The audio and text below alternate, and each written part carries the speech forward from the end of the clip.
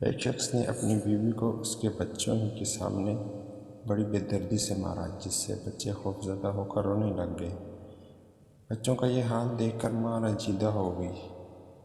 جیسے ہی اس کے شوہر نے اس کے چہرے پہ مارا تو روتے ہوئے کہنے لگی، میں بچوں کی وجہ سے رو رہی ہوں۔ پھر اچانک کہا، میں جا کر تیری شکایت کروں گی۔ شوہر، تجھے کس نے کہہ دیا میں تجھے باہر جانے کی اجازت دوں گا؟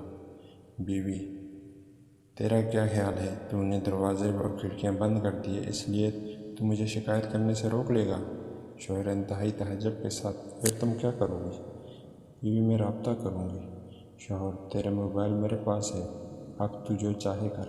جیسے ہی بیوی حمام کے دروازے کی طرف لپکی، شوہر سمجھا کہ شاید یہ حمام کی کھڑکی سے بھاگنے کی کوشش کرے گی، اس لیے شوہر بھاگ کر جلدی سے حمام کے باہر کھڑکی کے پاس کھڑا ہو کر انتظار کرنے لگا۔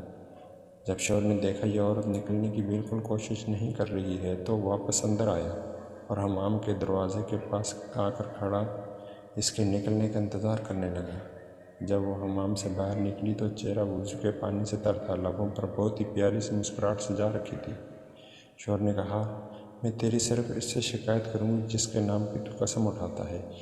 اس سے مجھے تیرے بند کھڑکیاں، تیرے متقفل دروازے، موبائل کی بے ضابطگیاں سمیت کوئی بھی چیز نہیں روک سکتی۔ اس کے دروازے کبھی بند نہیں ہوتے۔ شوہر نے اپنا رخ بدلا، کرسی پر بیٹھ کر خاموشی کے ساتھ گہری سوچ میں ڈوب گیا۔ اندر جا کر بیوی نے نماز ادا کی، خوب لمبا سجدہ کیا۔ بیٹا یہ دیکھ رہا تھا۔